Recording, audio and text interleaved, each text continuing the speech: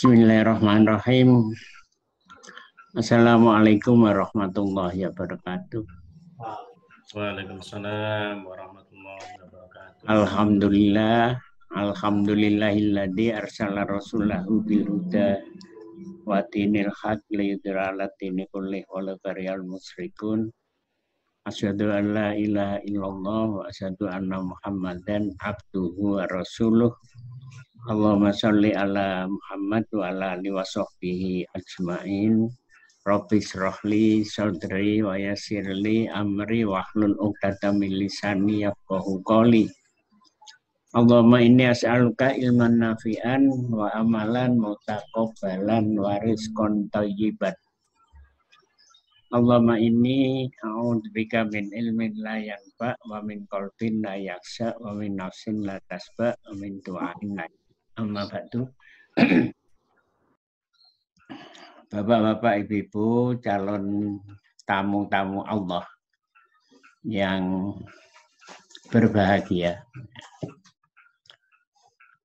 Alhamdulillah, kita panjatkan puji syukur kita kehadirat Allah Subhanahu wa Ta'ala.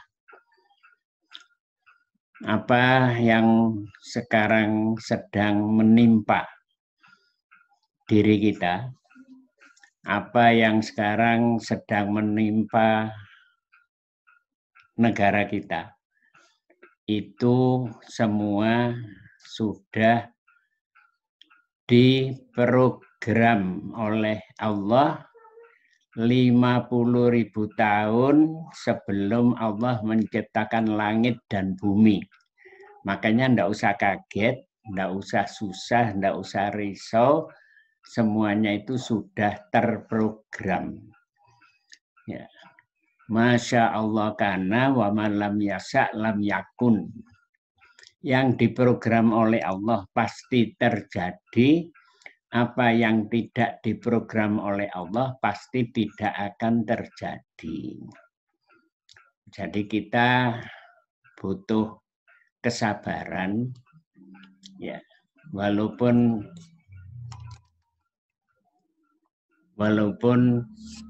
haji kita tertunda 1 tahun. 1 tahun itu tidak lama. Ya, 1 tahun itu tidak lama. Saya dulu pernah 2 tahun tertunda. Tapi ya berangkat dong, memang programnya begitu. Programnya begitu. Nah, pagi ini kita saling bertatap muka, itu pun bukan perkara baru, itu sudah diprogram oleh Allah Subhanahu wa Ta'ala. Bapak-bapak, ibu-ibu bertatap muka dengan saya pada jam 9 pagi kurang 5 menit ya, hari ini itu sudah diprogram oleh Allah Subhanahu wa Ta'ala. Jadi kita ini tinggal menjalani saja hidup ini. Tidak usah risau, tidak usah menyesal, tidak usah menggerutu. Kita terima dengan ikhlas. Kita terima dengan ikhlas. Insya Allah, kalau kita sabar, oleh Allah akan diberi balasan yang lebih baik dari amalan kita. Hari ini kita bersama mempelajari sholat jamak, sholat qashar, dan sholat jenazah. Nah, 3 sholat ini pasti akan kita amalkan ketika kita berada di tanah air atau ketika kita berada di Mekah maupun Madinah. Pasti kita lakukan sholat jamak, ya, sholat qashar. Nanti dalam perjalanan kita dari Indonesia ke Jeddah, sholat qashar itu berlaku sholat jamak berlaku. Nanti kita di Mekah, di Madinah, insya Allah tiap waktu akan melaksanakan sholat jenazah. Makanya sholat-sholat ini kita pelajari bersama untuk kita laksanakan nanti pada waktunya. Nah gitu Bapak-Bapak, Ibu-Ibu. Sekarang kita mempelajari sholat jamak. Sholat jamak itu sholat yang dilaksanakan dengan mengumpulkan dua sholat wajib ya, dalam satu waktu. Contohnya, sholat duhur dengan sholat asar, sholat maghrib dengan sholat isya. Contohnya, jadi begini, saya akan bepergian ke Surabaya. Ini contoh, saya akan bepergian ke Surabaya. Karena saya belum berangkat, sudah adzan duhur, sudah masuk waktu duhur, maka keberangkatan saya tunda sebentar. Saya laksanakan sholat jamak antara sholat duhur dengan sholat asar. Saya lakukan di waktu sholat duhur. Saya lakukan di waktu sholat duhur. Jadi jam 11.45 saya belum berangkat ke Surabaya. Saya dengar adzan duhur, lalu saya sholat jamak duhur dijamak dengan asar, dijadikan satu. Dua sholat itu dijadikan 21. Ya. Lalu saya sholat fardu duhur 4 rakaat salam. Kemudian saya berdiri lagi melaksanakan sholat asar 4 rakaat salam. Terus saya berangkat ke Surabaya. Itu namanya sholat jamak. Ya, sholat jamak takdim. Karena saya lakukan di waktu duhur. Saya mau berangkat ke Surabaya.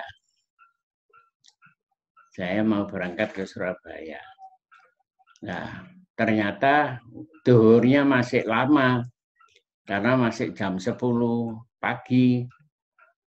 Saya tetap berangkat, nah, lalu sampai di Surabaya, sudah masuk waktu duhur.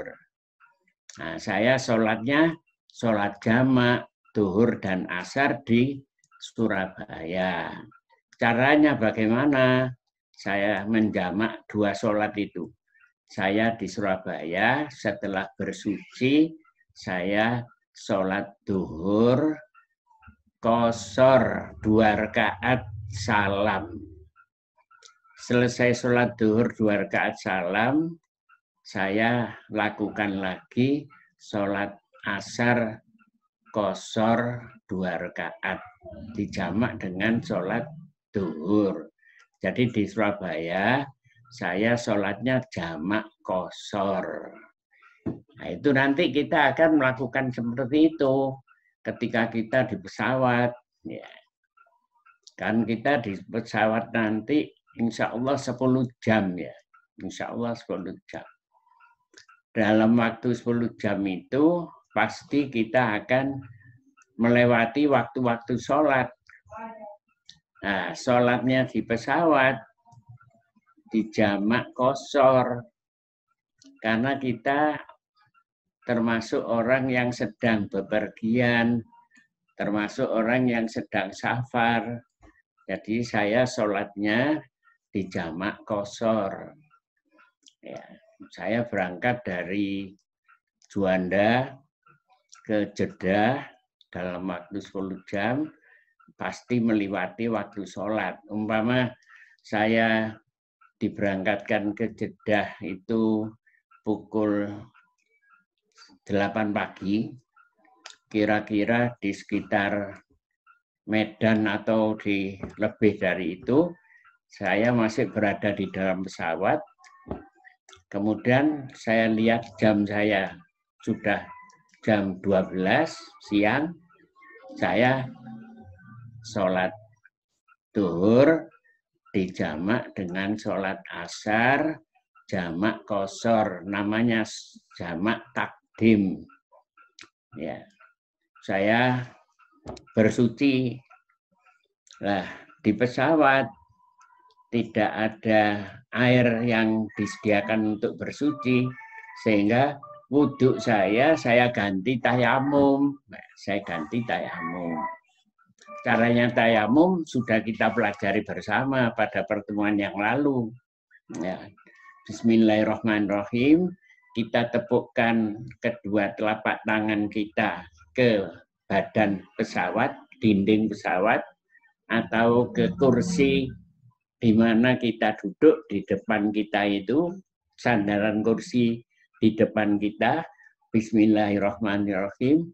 Lalu kedua telapak tangan kita tiup, kemudian kita usapkan ke wajah, lalu telapak tangan kiri kita usapkan ke telapak tangan kanan, telapak tangan kanan kita usapkan ke telapak tangan kiri. Lalu kita membaca doa habis bersuci, asyhadu alla ilaha illallah wa asyhadu anna muhammadan abduhu wa rasuluh. Lalu saya qomat, Allah Akbar, asyhadu alla ilaha illallah sampai akhir. Kemudian saya sholat duhur di qashar, dijamak dengan asar di qashar. Setelah qomat, saya sholat duhur 2 rakaat salam, Allah Akbar qashar, waladolin sampai akhir 2 rakaat salam, assalamualaikum warahmatullah, assalamualaikum warahmatullah. Kemudian saya mendirikan sholat asar jamak qashar dengan duhur.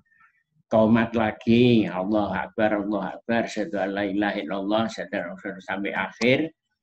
Kemudian saya sholat asar 2 rakaat dijamak dengan sholat duhur tadi. Itu caranya sholat jamak qashar ketika kita dalam perjalanan atau di dalam safar. Ke Mekah, ke Madinah, ke Surabaya, ke Gondanglegi, boleh kita lakukan seperti itu. Namanya sholat jamak.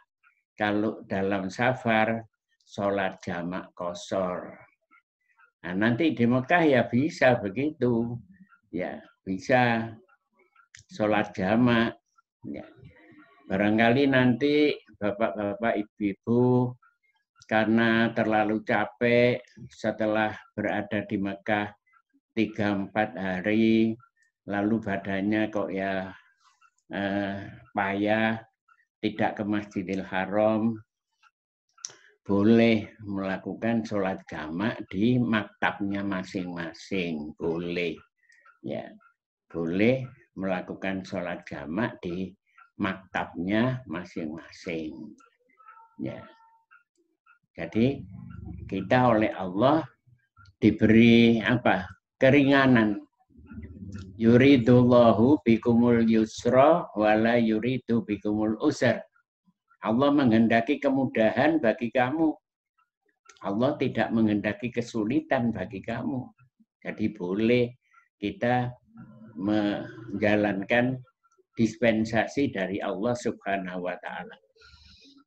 Allah itu sangat senang ya apabila dispensasinya diamalkan. Allah itu sangat senang karena dispensasi atau keringanan yang diberikan oleh Allah Subhanahu wa Ta'ala kepada kita itu merupakan merupakan hadiah dari Allah. Ya, makanya Allah senang kalau hadiahnya diterima dan dijalankan. Itu sholat jamak. Sholat jamak itu ada 2. jamak takdim dan jamak takhir. Jamak takdim, sholat asar kita jalani, kita lakukan di waktu zuhur. Kalau sholat jamak takhir, sholat zuhur kita kerjakan di waktu asar. Sholat maghrib kita kerjakan di waktu sholat isya. Jamak itu namanya jamak takhir. Jamak takhir. Kalau jamak takdim, yang kedua ditarik ke yang pertama. Kalau jamak takhir, yang ke satu ditarik yang kedua. Itu bapak-bapak, ibu-ibu tentang sholat jamak. Kalau bepergian ditambah sholat qashar. Ya. Nah, dasar hukumnya ini. An Ibni Abbasin radhiyallahu anhuma qala kana Rasulullah sallallahu alaihi wasallam yajma'u baina sholati duhri wal asri. Katanya Abdullah bin Abbas radhiyallahu anhuma, Nabi sallallahu alaihi wasallam pernah menggabungkan, menjamak sholat duhur dan sholat asar. Bila sedang dalam perjalanan, boleh. Ya. Jadi waktu Nabi haji, Nabi melakukan itu. Sholat jamak qashar. Ya. Pada tanggal 8 Dzulhijjah, Nabi berangkat dari Mekah setelah sholat subuh. Setelah sholat subuh di Masjidil Haram, berangkat ke Mina. Nah di Mina tanggal 8 itu waktu duhur Nabi Shallallahu Alaihi Wasallam menjamak sholat duhur dan sholat asar. Waktu Nabi di Tan'im di luar Arafah, Nabi juga melakukan sholat jamak duhur dan asar. Jadi menurut Abdullah bin Abbas radhiyallahu anhuma, karena Rasulullah SAW yajma'u baina sholati duhri wal asri idza kana ala dhuhri sairi wa yajma'u bainal maghribi wal isya. Jadi Rasulullah SAW pernah menggabungkan sholat duhur dan sholat asar bila sedang dalam perjalanan. Dan menggabungkan sholat maghrib dan sholat isya. Itu dasar hukumnya. Jadi kalau bapak-bapak, ibu-ibu sedang dalam perjalanan atau tidak dalam perjalanan tapi membutuhkan menggabung dua sholat boleh. Contohnya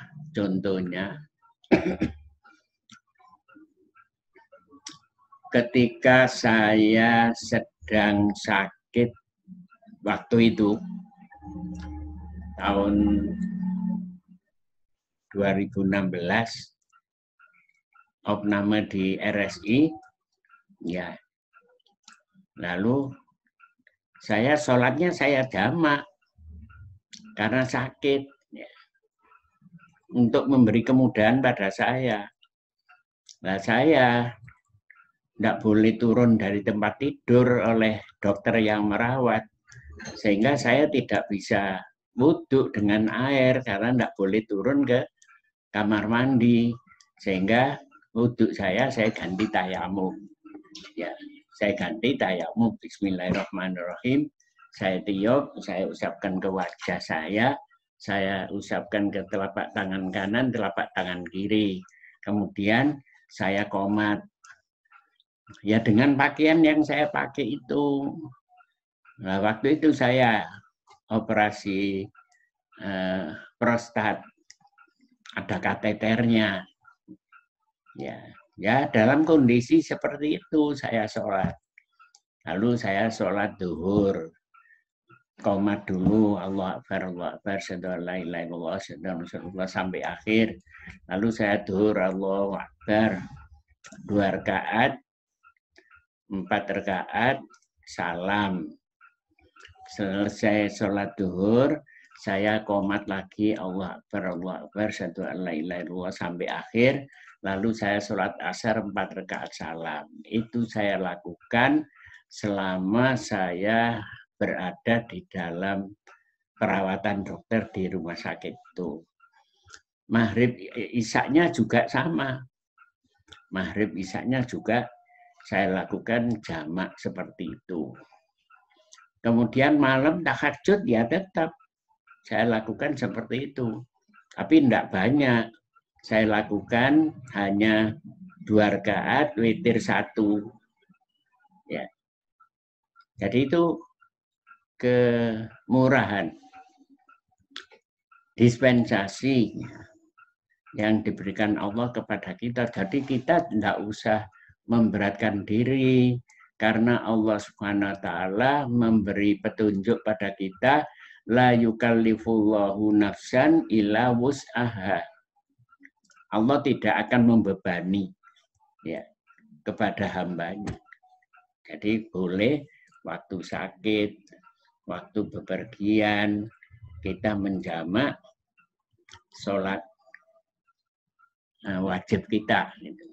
Nah, bapak-bapak, ibu-ibu, kalau kita menjamak sholat di waktu sakit maupun di waktu safar bepergian, kita tidak perlu mengerjakan sholat sunnah rawatib.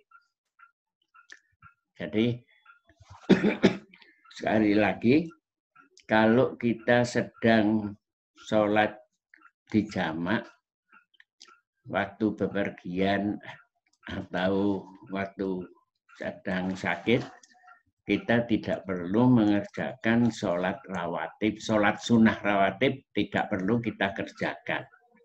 Kecuali sholat sunnah qobliyah subuh. Kecuali sholat qobliyah subuh, kecuali sholat tahajud, kecuali sholat duha, itu boleh dikerjakan. Tapi sholat sunnah sebelum dan sesudah sholat fardu, sholat rawatib, tidak perlu kita lakukan. Itu namanya sholat jamak. Ya. Sholat jamak seperti itu contohnya, dan dasar hukumnya seperti itu.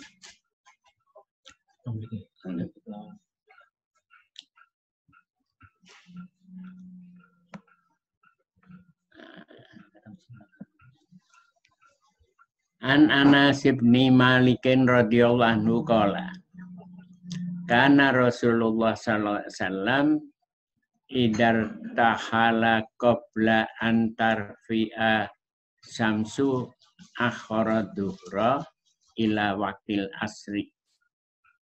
Ya. Rasulullah sallallahu alaihi wasallam itu apabila akan bepergian, berangkatnya sebelum masuk waktu, belum duhur, beliau langsung berangkat. Langsung berangkat. Jadi saya mau ke Surabaya.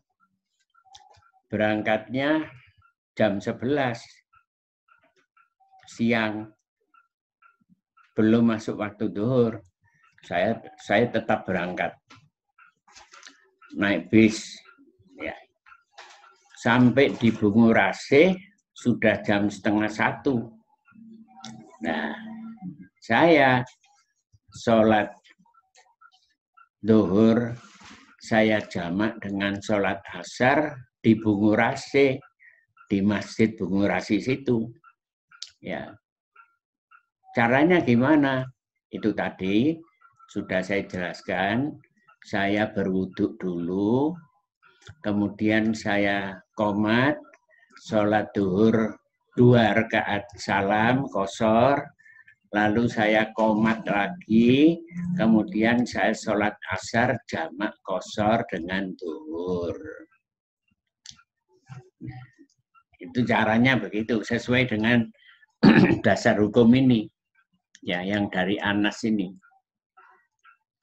Fa'in zaghatul syamsu qabla an yartarhala sholat duhra summa rafiq.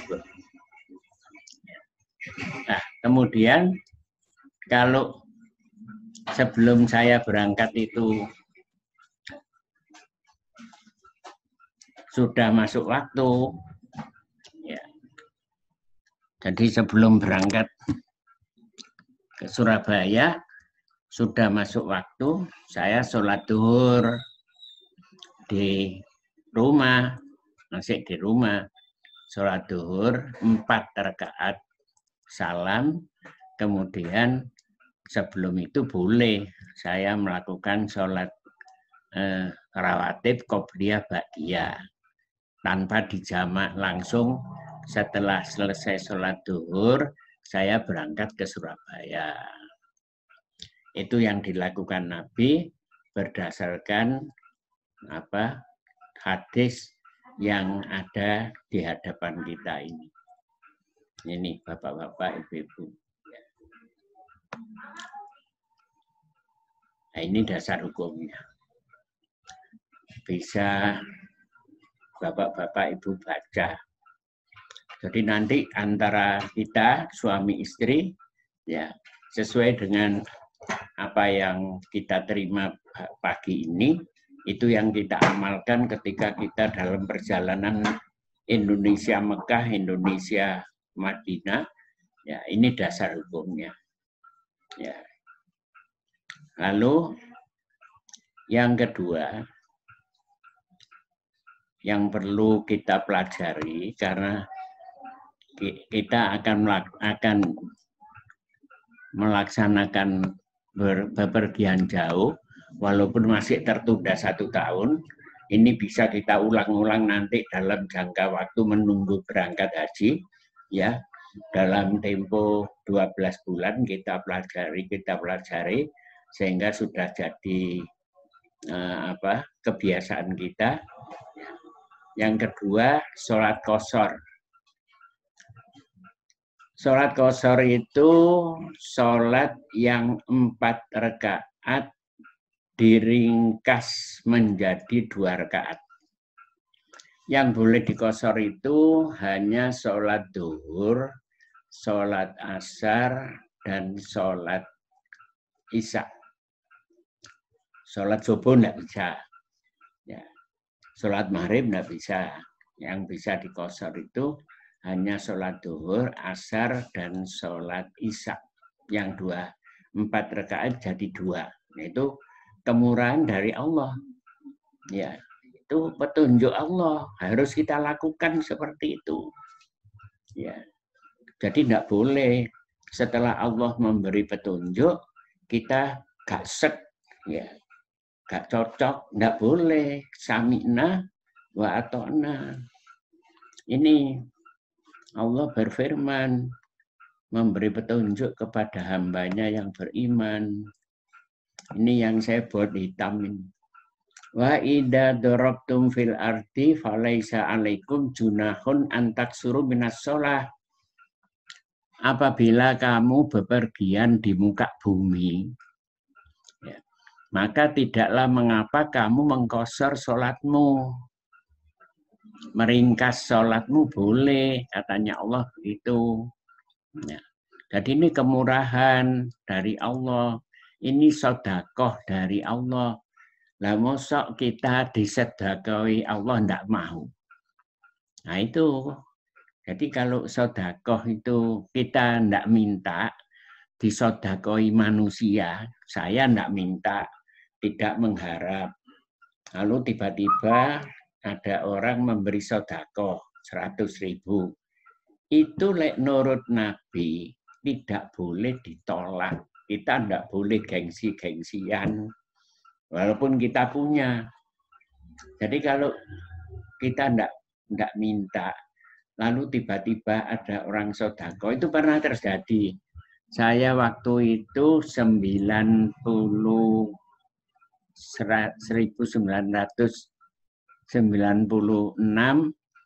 waktu berada di Masjid Nabawi, tiba-tiba ada orang, bukan orang Indonesia, ya, memberi sodako. Saya waktu itu wiritan duduk, ada orang memberi sodako 100 real. Ya, saya terima.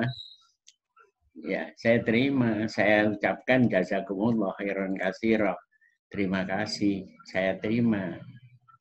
Karena pernah terjadi Umar bin Khattab radhiyallahu anhu oleh Nabi diberi uang, ya, diberi uang, bukan uang, diberi pakaian apa-apa gitu.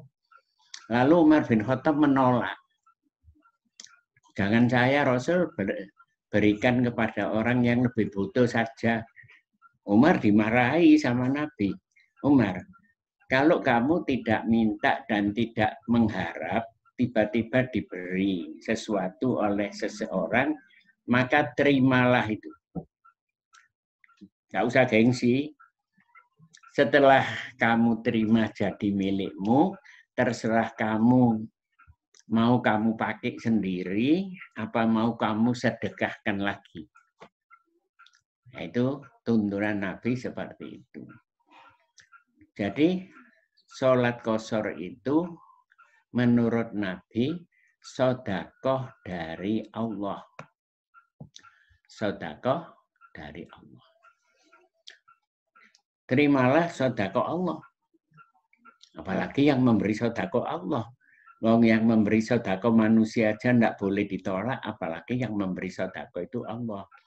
Wa idza darabtum fil ardi falaisa alaikum junahun an taksurun nas-shalah.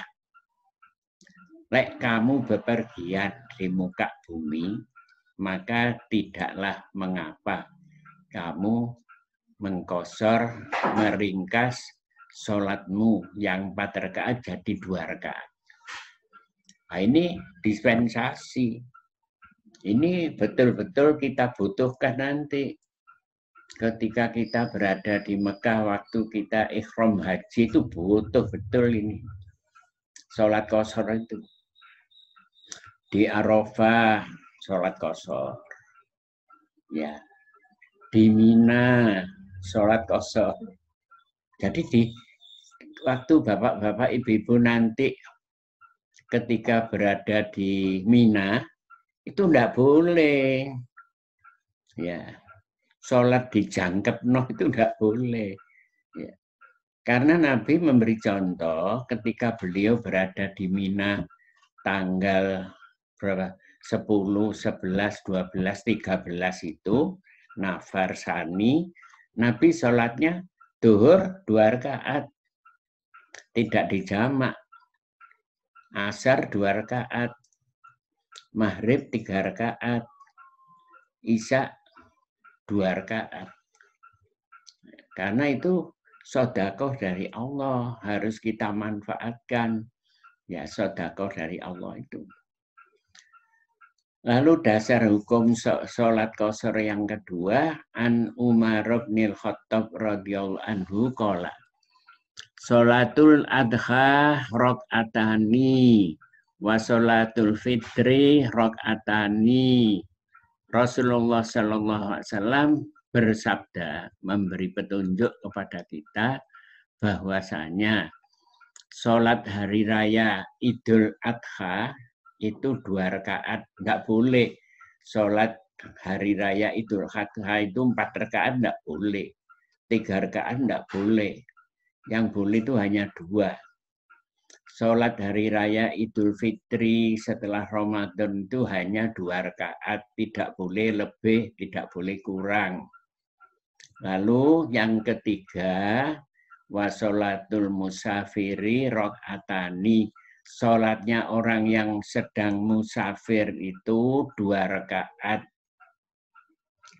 Wasolatul jum'ati rakaatani. Sholat Jum'at itu 2 rakaat. Ya. tamamun laisa bikosrin ala lisanin Nabi Sallallahu Alaihi Wasallam.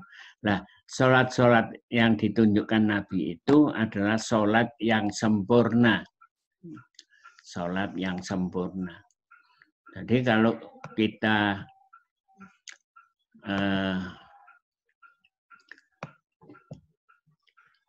kita berhari raya Idul Kurban nanti, ya, sholatnya 2 rakaat. Sholatnya 2 rakaat. Sholat Idul Fitrinya 2 rakaat. Di lapangan, karena Nabi memberi contoh di lapangan. Nah, kalau hujan, boleh di masjid. Ya, musim pandemi corona ini boleh sholat hari raya dilakukan di masjid dengan protokoler kesehatan, jaga jarak, ya, pakai masker. Dalam kondisi normal, ya, ya sholatnya harus mepet. Tapi dalam kondisi darurat semacam sekarang ini, kita boleh sholat hari raya di masjid dengan protokoler kesehatan itu. Kita jaga jarak, ya. Kita pakai masker. Ya. Itu tetap kita lakukan seperti itu. Sholat Idul Fitri sama, hanya 2 rakaat, tidak boleh, tidak ada qobliyahnya, tidak ada ba'diyahnya. Lalu sholatnya orang yang sedang bepergian, entah itu ke Makkah, entah itu ke Madinah, entah itu ke Surabaya, ke Sidoarjo, ke Lawang, ke Singosari, boleh. Yang 4 dikosor 2 rakaat. Itu sedekah dari Allah. Ya, ini kalau tidak digenano kita bingung nanti. Ya, sedekah. Disedekahi Allah, Masya Allah. Masya Allah, kita tidak bisa bayangkan kebahagiaan kita bagaimana. Oleh Allah diberi kemudahan, diberi kemurahan. Ya, kita kan tidak mungkin sehat selamanya. Satu saat nanti kita kan ya juga sakit. Nah, dong sakit itu seperti itu. Ya, tayamum. Wudunya diganti tayamum karena tidak boleh turun dari tempat tidur. Lalu sholatnya yang 4 boleh dikosor, boleh dijamak, bukan dikosor, boleh dijamak. Itu boleh kalau kita sakit. Ya kita berharap ya, mudah-mudahan kita sehat. Tapi yang namanya manusia kan ada siang, ada malam. Ada wanita, ada laki-laki, ada sehat, ada sakit, kan begitu. Jadi ini ilmu yang perlu kita pelajari untuk menghadapi kondisi-kondisi yang satu saat kita jalani. Ya. Yang nomor 3, dasar hukumnya, sholat qashar itu, maksudnya sholat 4 yang dijadikan hanya 2 itu nomor 3 dasar hukumnya. An Ibni Abbasin radhiyallahu anhuma qala faradallahu sholata ala lisani nabiyikum sallallahu alaihi wasallam. Katanya sahabat Nabi yang bernama Abdullah bin Abbas radhiyallahu anhuma, Allah telah mewajibkan. Nah, itu digaris bawahi. Faradallahu, Allah telah mewajibkan. Lalek wajib itu tidak boleh ditolak. Kalau namanya wajib, ya wajib itu ya harus dikerjakan. Faradallahu sholata ala lisani nabiyikum, Allah telah mewajibkan sholat melalui lisan nabimu Muhammad Sallallahu Alaihi Wasallam sebagai berikut. Fil hadar arba'an, bagi orang yang berada di tempat tidak bepergian, seperti kita yang sekarang tidak bepergian itu, sholatnya duhur 4 rakaat, sholat asar 4 rakaat, sholat isya 4 rakaat, wajib. Tidak boleh diutak-utik, ya, tidak boleh dirubah-rubah. Wafis safar, dan bagi orang yang sedang dalam safar, sedang bepergian ke Surabaya, ke Gondalegi, ke Sidoarjo, pokoknya bepergian yang jaraknya nanti akan dijelaskan oleh Nabi, ya, itu rakaat ini 2 rakaat. Nah, ini Allah mewajibkan sholat bagi orang yang tidak bepergian 4 rakaat, 4 rakaat, 4 rakaat. Bagi orang yang sedang bepergian, sholatnya hanya 2 rakaat. Nah, ini faradallahu, Allah mewajibkan. Nah, ini kemurahan dari Allah. Jadi tidak usah bingung. Wa fil khaufi rakaatan. Lah, di dalam peperangan, sholatnya hanya 1 rakaat. Nah, ini tidak perlu kita bahas, kita tidak perang. Ya, kita damai-damai saja. Jadi kalau di rumah, sholatnya 4 rakaat. Kalau sedang dalam perjalanan, sholatnya jadi 2 rakaat. Ya. Tidak usah ditawar. Itu sedekah dari Allah Subhanahu wa Ta'ala. Ya apa? Disodakoi sama Allah itu Masya Allah. Nah, kita disodakoi sehat aja Masya Allah, gembira kita. Disodakoi rezeki, kita gembira. Bisa berangkat haji, kita gembira. Ya, walaupun tertunda, kita tetap bergembira. Ma asoba min musibatin fil ardi wala fis samai, ya, wala fi anfusikum illa fi kitab min qabli an nabra'aha. Surat Al-Hadid ayat 22. Musibah yang menimpa dunia atau yang menimpa dirimu itu sudah diprogram oleh Allah Subhanahu wa Ta'ala sebelum Allah menciptakan langit dan bumi. Jadi kita tinggal jalani saja. Ditunda ya, alhamdulillah masih diberi sehat. Ya, karena kita tidak tahu, ya, kebijakan Allah kita tidak tahu. Ya. Kebijakan dari Allah, alhamdulillah kita disedekahi. Lalu kita oleh Allah Subhanahu wa Ta'ala diharuskan, ya diwajibkan ya. Apa? Nyontoh Nabi. Ibadahnya, rumah tangganya, ya, bermasyarakatnya, segala tindak tanduknya, lebih-lebih ibadahnya disuruh nyontoh Nabi. Laqad kana lakum fi Rasulillahi uswatun hasanah faman kana yarju liqa'a rabbih falya'mal, sampai akhir. Jadi kita disuruh Nabi. Lah, Nabi sallallahu alaihi wasallam selama beliau bepergian, beliau sholatnya hanya 2 rakaat. Duhur 2 rakaat, asar 2 rakaat, isya 2 rakaat. Nah, ini dasar hukumnya. Ya, selama beliau bepergian. Lungone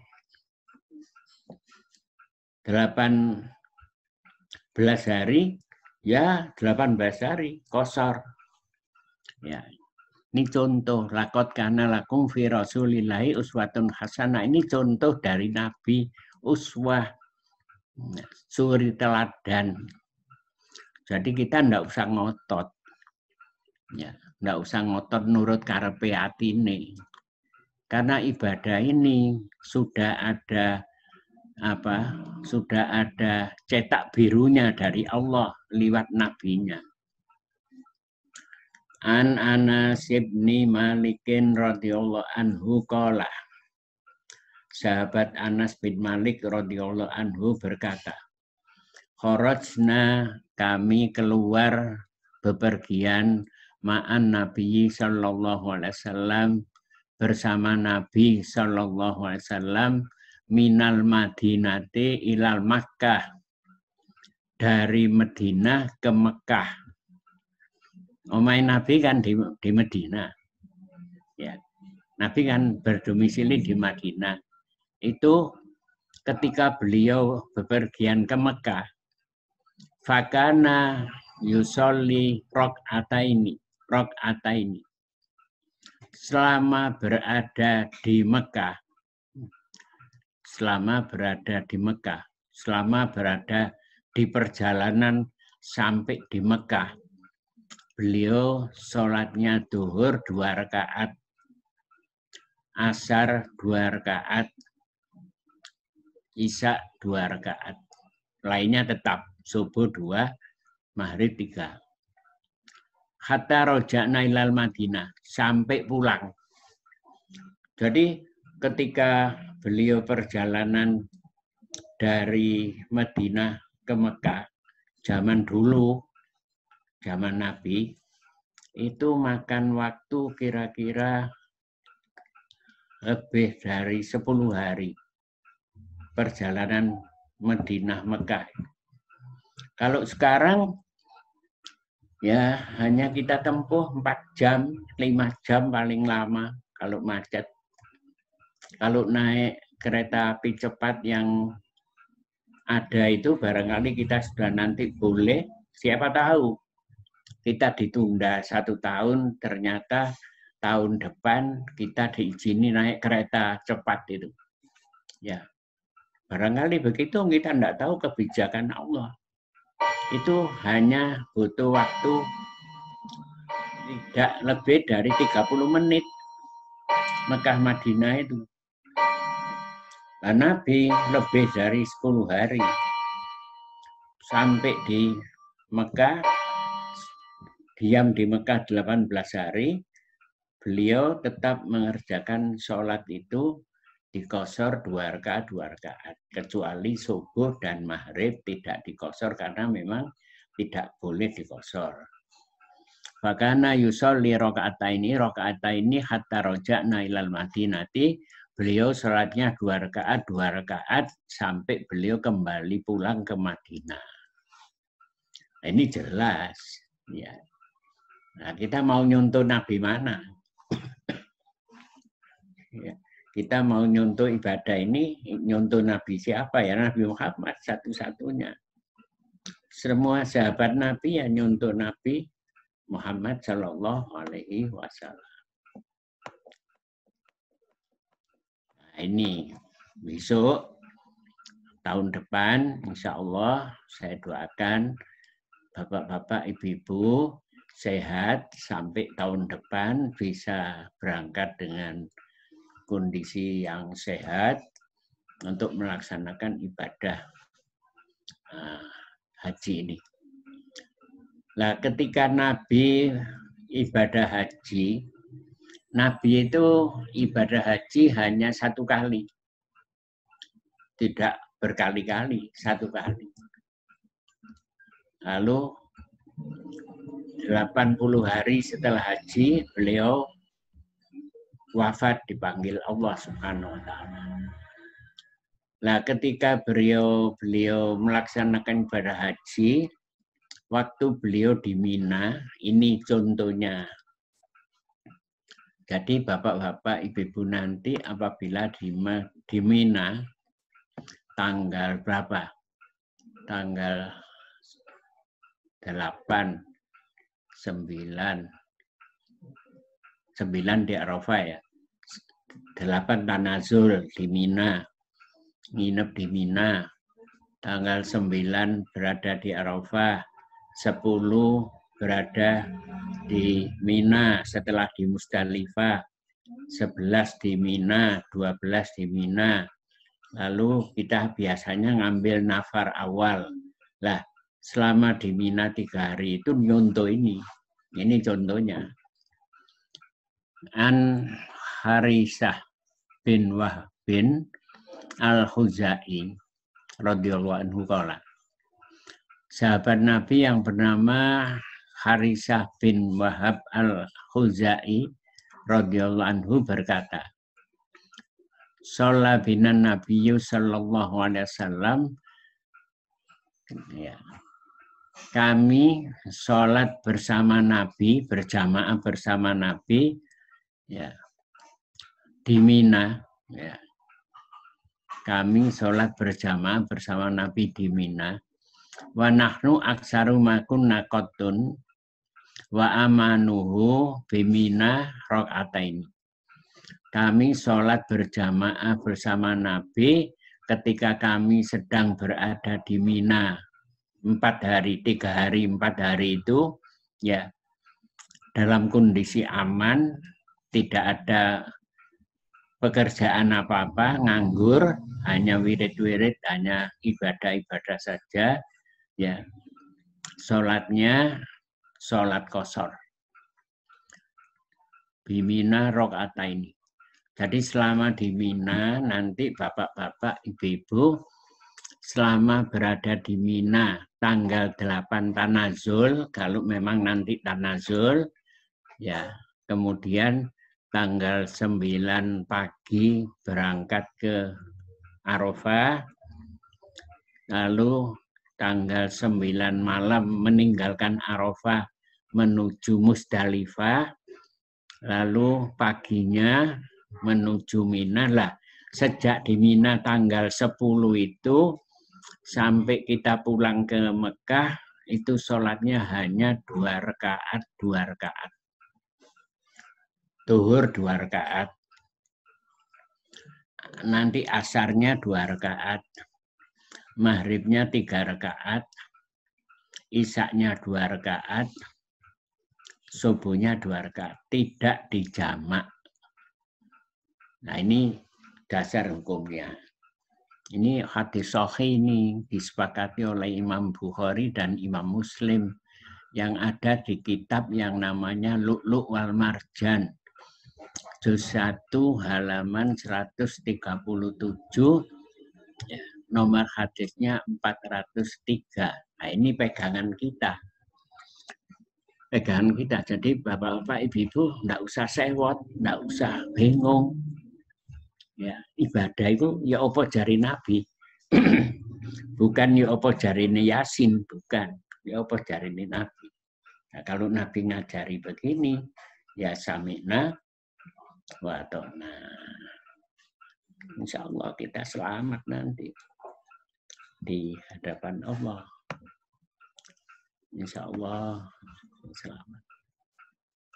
Jadi apapun yang dicontohkan oleh Nabi, ya kita jalankan. Sholat qashar itu Bu ya, gak repot-repot. Ya memang di negara kita itu banyak beda pendapat. Kita ndak usah nyalano pendapat orang lain. Kita ndak diberi otoritas nyalano ibadahnya orang lain. Yang penting kita ini ibadah nurut tuntunan Nabi. Ya, ndak usah kita menyalahkan orang lain. Jarak boleh mengqashar itu sebenarnya kalau menurut hadisnya Nabi dan apa yang dilakukan oleh Nabi, ini dasar hukumnya. Ini memang ndak umum. Yang hitam ini. Ya. An Anas bin Malikin radhiyallahu anhu qala Sholaitu dhuhra ma'an Nabi sallallahu alaihi wasallam bil Madinah. Nah, ini kita bayangkan. Kita sholat zuhur di Madinah. Di Masjid Nabawi. Ya. Di Masjid Nabawi. Sholat berjamaah. 4 rakaat. 4 rakaat. Ikut imamnya di Masjid Nabawi. Gini loh Bu, Bapak-bapak. Kalau kita nanti di Madinah,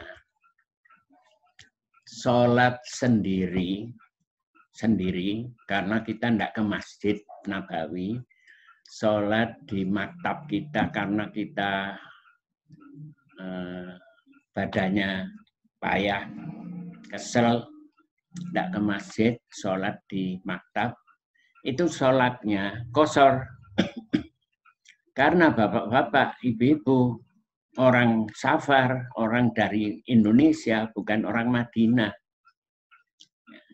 Nah, kalau ibu-ibu, bapak-bapak sehat, sholat di Masjid Nabawi, makmum kepada imam di Masjid Nabawi, sholatnya ikut imam. Ikut imam. Nah, ini Nabi itu kan orang Madinah, walaupun lahirnya di Mekah. Ketika beliau sholat duhur di Masjid Nabawi, beliau sholat 4 rakaat.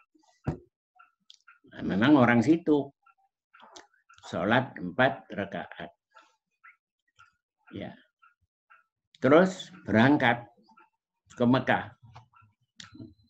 Nah, kondisi ini kondisi Nabi sedang haji.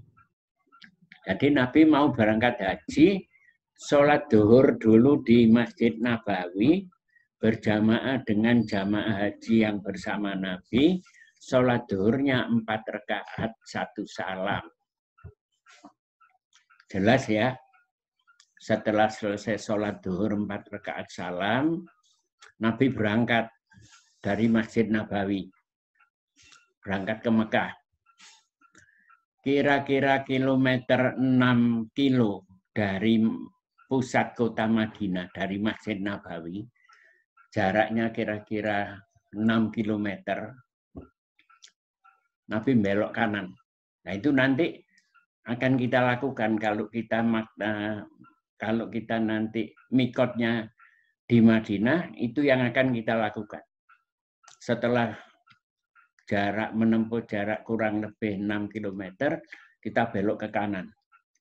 Terus ke kanan lagi. Lurus, kiri. Kanan, kita akan sampai di Masjid Dzul Khulaifah. Yang terkenal dari orang Indonesia itu menyebut Bir Ali. Abyar Ali sebenarnya itu. Bir Ali. Kita akan sampai di Masjid Dzul Khulaifah. Loh, di Masjid Dzul Khulaifah itu Nabi asar, sampai di situ asar. Lalu Nabi sholat asar di Masjid Dzul Khulaifah yang jaraknya 6 kilo itu, sholatnya qashar. Jadi kalau kita bepergian ke Surabaya, ke Sidoarjo, ke Jakarta, kita sudah boleh mengqashar sholat duhur, sholat asar, sholat isya, yang 4 rakaat jadi 2 itu di kilometer sekitar 6 kilo ke atas. 6 kilo ke atas. Jadi jaraknya boleh mengqashar itu sekitar 6 kilo. Ya. Dijelaskan lagi oleh sahabat Anas bin Malik radhiyallahu anhu, malak salasa amyalin, 3 mil. Jadi kita boleh mengqashar sholat itu kalau kita sudah menempuh perjalanan yang berjarak 3 mil. Ya memang kaget kita kalau belum pernah mendengar itu. Nah, di Indonesia beredar paham-paham yang beda-beda. Ada yang nurut ini, ya sini kira-kira Lawang itu boleh mengqashar. Ada yang begitu. Ini dasar hukumnya. Ada yang tidak boleh mengqashar dengan jarak Lawang, yang boleh sampai di Juanda, ada yang begitu. Monggo, itu amalan masing-masing. Tapi menurut Nabi, contoh yang diberikan Nabi, kita boleh mengqashar itu salasa amyalin au farosiho, au salasa farosiho. Ya, ini dasar hukumnya yang saya ke bold hitam itu. Ya. Jadi Lawang, Singosari itu aja sudah boleh. Jadi monggo yang berpaham harus Juanda ya silakan. Yang berpaham seperti yang saya sampaikan ini, monggo itu lebih baik karena itu dasar hukumnya sudah jelas seperti itu. Sekitar 6-7 kilometer. An Yahya bin Yazid al-Khudai Sa'atu Anas bin Malik radhiyallahu anhu qala ya. An Qasri Sholah. Saya pernah bertanya, katanya sahabat Yahya bin Yazid al-Khudai. Saya pernah bertanya kepada sahabat Nabi Anas bin Malik, ya. An Qasri Sholah, tentang jarak sholat qashar. Pak Anas, sholat qashar zaman Nabi itu gimana sih caranya? Katanya Anas bin Malik. Anas bin Malik itu sahabat Nabi sekaligus pembantu rumah tangga Nabi. Jadi melok Nabi kemana-mana. Ya, Anas bin Malik itu. Bagaimana caranya Nabi sholat qashar itu, Pak Anas? Lalu Anas bin Malik menjawab, karena Rasulullah SAW idha kharaja masirota salasati amyalin au salasati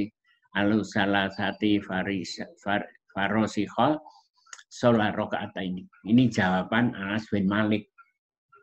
Ya, karena Anas bin Malik selalu mengikuti Nabi, bepergian kemana-mana selalu ikut. Ya.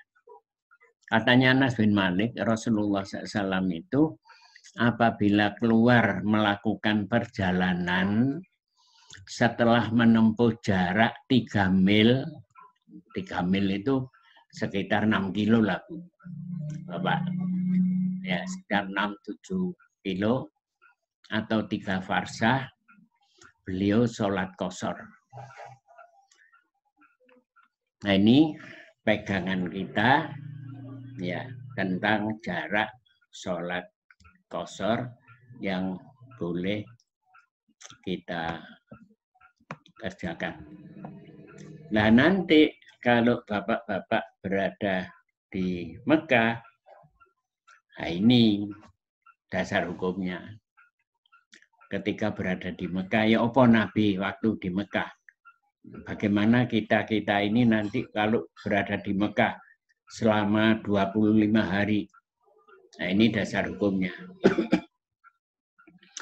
An Musa bin Salamah al-Hudaili qala. Ada orang bernama bernama Musa bin Salamah. Sa'altun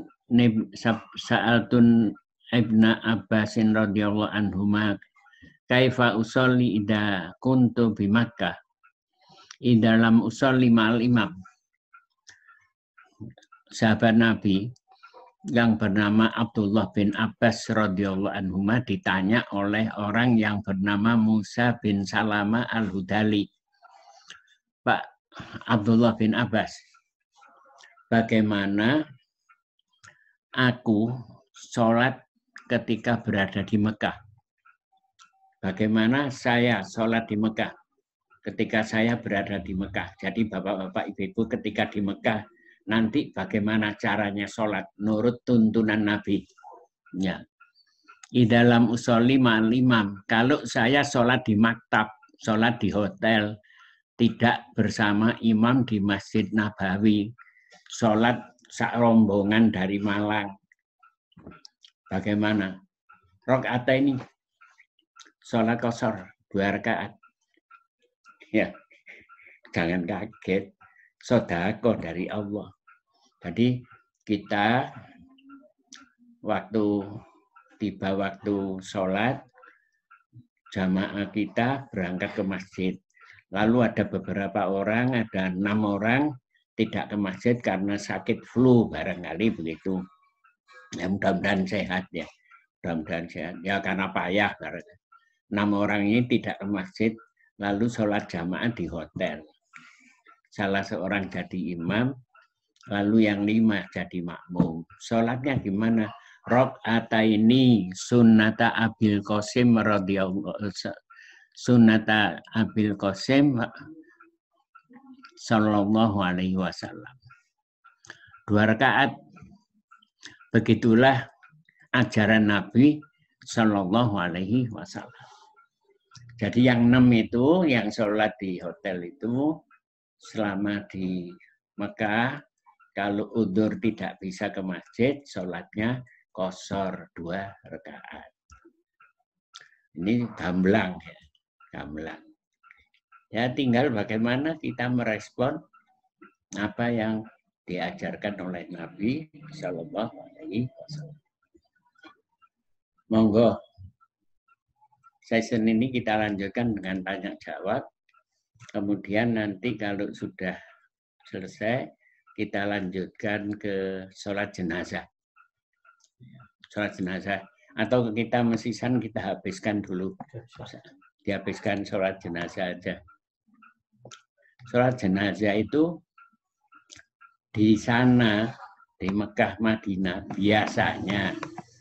Tapi memang selama saya riwa-riwi ke sana itu, sholat jenazah itu tiap waktu. Gak subuh, duhur, asar, maghrib, isya itu mesti ada jenazah yang disolati. Makanya ini perlu sebagai modal kita. Ya. Sholat jenazah itu nyolati orang yang sudah meninggal. Namanya sudah hilang. Diganti jenazah. Jadi nama yang paling cepat hilang itu orang itu kalau sudah meninggal. Ya. Namanya cepat hilang. Kedudukannya, jabatannya, hartanya itu hilang semua. Namanya ganti. Ya.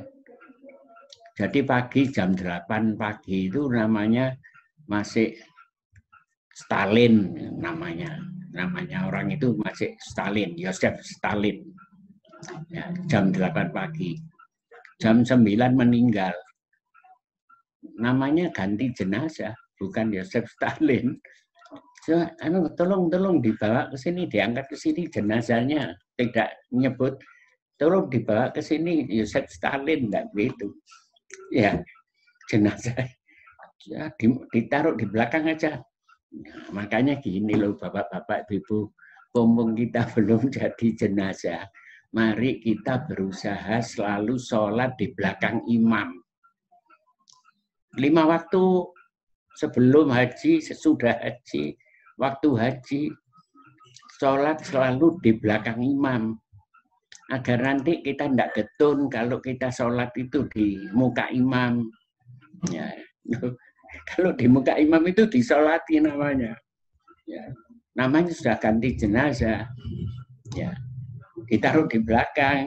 Nggak boleh ikut jamaah. Ya, hati-hati. Jadi mumpung kita masih diberi kesempatan hidup, mari detik-detik kita hidup ini kita isi dengan amal soleh. Kita isi dengan amal soleh, kita isi dengan memperbanyak alaika bikas roti sujud, yang banyak sholat sunnah. Sholat sunnah itu yang banyak. Ya, sholat sunnah itu yang banyak. As-sholatu, katanya Nabi, as-sholatu khairul maudhu. Sholat itu sebaik-baik yang ditetapkan Allah. Famanis tato'a ayas taksir, falyas taksir. Barang siapa yang merasa mampu memperbanyak sholat, falyas taksir, yang banyak sholat itu. Karena nasib sampean saya, walaupun sudah haji berkali-kali, lek sholatnya gak kena, semua amalan ditolak oleh Allah. Sholat. Ya. Famanis tato ayas taksir, falyas taksir. Barang siapa yang merasa mampu memperbanyak sholat, maka perbanyaklah sholat itu. Alaika bikas roti sujud. Pompong belum disolati. Nah, gitu. Makanya kita harus rajin selama hidup sampai kita ini yang laki-laki ya, bapak-bapak khususnya, boleh tidak sholat wajib berjamaah. Boleh. Kapan? Lek kita sudah jadi jenazah. Lek seurip tidak boleh. Cek selamat kita. Loh iya gitu. Jadi sholat di belakang imam, jangan di muka imam. Kalau di muka imam itu namanya sudah tidak ada, diganti jenazah. Jenazah yang angkatan ke sini. Dan jenazah yang angkatan ke sini namanya sudah hilang. Ya. Nah, sholat jenazah ini sangat diperlukan, sangat dibutuhkan oleh siapa? Oleh jenazah, karena jenazah ingkoto'a amaluhu, jenazah itu sudah tidak bisa sholat, tidak bisa sedekah, tidak bisa haji, tidak bisa umroh, tidak bisa baca Al-Quran. Jenazah butuh dungani sing urip. Jadi membutuhkan doanya yang masih hidup. Makanya mari kita berusaha sing rajin nyolati jenazah. Sebab nanti timbal baliknya kalau kita sudah jadi jenazah agar banyak yang mendoakan kita. Nah, Nabi memberi tuntunan pada kita, ya, sholat jenazah itu disyariatkan untuk mendoakan dan memohonkan rahmat Allah bagi mayit. Katanya Nabi, shollu ala sohibikum. Sholati itu, saudaramu, kawanmu itu sholati. Nah, sholat jenazah itu Bu ya, bapak-bapak, sholat jenazah itu kalau memang kita oleh Allah diberi kesempatan mensholati jenazah, siapapun jenazah itu, asal dia orang Islam, orang beriman, jadi kita terhadap jenazah itu tidak usah beda-beda. No. Ya, terus gak nyolati wis, lah kok iku wong NU, ndak boleh itu. Gak nyolati, iku wong Muhammadiyah, ndak boleh. Jadi kalau sudah jenazah, label-label dunia itu sudah ndak ada. Dia itu butuh donga. Nah, kita diberi kesempatan dongakno. Nah, ini kita manfaatkan. Pahalanya Masya Allah, man syahidal janazati hatta yusolli alaiha falahu kirotun. Barang siapa yang melayat jenazah lalu mensolatinya, maka baginya pahala 1 kirot.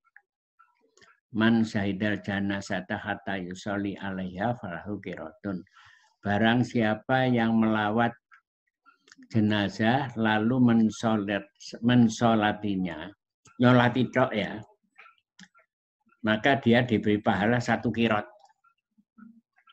Barang siapa yang melawat jenazah lalu mensolati, kemudian ikut mengantarkan ke makam sampai selesai dikubur, maka orang ini pulang diberi pahala 2 kirot.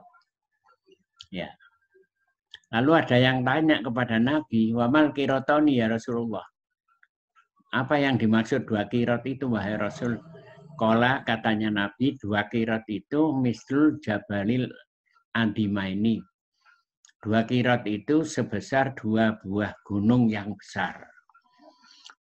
Jadi nyolati jenazah itu pahalanya besar sekali. Pahalanya sangat besar sekali. Nah, dapat 1 kirot. Nah, kalau habis nyolati kita ikut ngantar ke makam sampai selesai dimakamkan, itu ditambah 1 lagi 1 kirot oleh Allah. Jadi kita pulang setelah mensolati dan mengantar jenazah itu dapat pahala 2 kirot. Dapat pahala 2 kirot. Nah, kesempatan yang baik ini jangan disia-siakan. Lebih-lebih di Mekah nyolati jenazah di Masjidil Haram. Berapa ratus ribu pahala yang kita dapatkan. Kalau satu sholat saja, satu sholat itu lebih baik dari 100.000. Jadi kalau kita nyolati jenazah waktu subuh, nyolati jenazah di Masjidil Haram, itu sama dengan kita mensolati 100.000 jenazah di Malang. 100.000. Nah, sholat 100.000 itu butuh waktu berapa ratus tahun. Nah, ini jangan disia-siakan. Ya, belanja ke toko itu nanti saja. Yang penting begini-begini ini karena kita ke Mekah Madinah itu tujuannya hanya ibadah, tidak shopping. Ya, nuruti oleh-oleh ya kita nanti eman. Buang-buang waktu di sana. Nah, caranya sholat jenazah itu 4 kali takbir, Allahu Akbar. Ya, A'udzubillahi minasyaitonirrajim, Bismillahirrahmanirrahim, Al-Fatihah sampai selesai. Boleh baca surat Qul huwallahu ahad Allahu samad sampai selesai. Allahu Akbar. Lalu baca selawat Nabi, selawat Ibrahim, Allahumma sholli ala Muhammad wa ala Muhammad sampai akhir. Allah Akbar, Allahumma fillahu warhamhu, Allah Akbar, Allahumma la tahrimna sampai akhir itu. Nah ini sholat jenazah yang pasti ada di hadapan kita ketika kita berada di Mekah maupun ketika berada di Madinah. Nanti juga di tempat kita berdomisili. Mungkin ada tetangga dan lain sebagainya. Ini doa-doanya. Ya. Nah, kalau kita tidak bisa hafal doa ini, ya kita doakan dengan bahasa kita di dalam hati. Ya Allah, ampunilah jenazah ini. Ya, gantilah keluarganya yang lebih baik. Ampuni dosanya, boleh begitu aja. Karena kita tidak hafal dengan doa-doa yang panjang-panjang. Boleh saja dengan doa yang bisa kita panjatkan dalam hati kita. Barangkali gitu, Bapak-bapak, Ibu-ibu. Allahumma sholli ala Muhammad wa ala Muhammad kama shallaita ala Ibrahim innaka Hamidum Majid. Wa barik ala Muhammad wa ala Muhammad kama barakta ala Ibrahim innaka Hamidum Majid. Alhamdulillahirabbil alamin hamdan yuwafi ni'amahu wa yakafi mazidah. Ya Rabbana lakal hamdu kama yanbaghi lil jalali wa qadri sultanik. La ilaha illallah al-halimul karim subhanallah rabbil arsyil azim. As'aluka mujibati rahmatika wa azaima maghfiratika wal ghanimata min kulli khairin wa salamata min kulli ismin la tadni damban illa ghafarahu wa la haman illa farajta wa la daynata qadaita wa la hajatan min hawaijid dunya wal akhirati ya la karim ila qadaita ya rahim. Rabbana hab lana min azwajina wa dhurriyyatina qurrata a'yun waj'alna lil muttaqina imama. Rabbi ij'alni muqimas sholati wa min dzurriyyati rabbana atina fid dunya hasanah wa fil akhirati hasanah wa qina adzabannar. Wa sallallahu ala Muhammadin wa ala alihi wasallam. Alhamdulillahi rabbil alamin.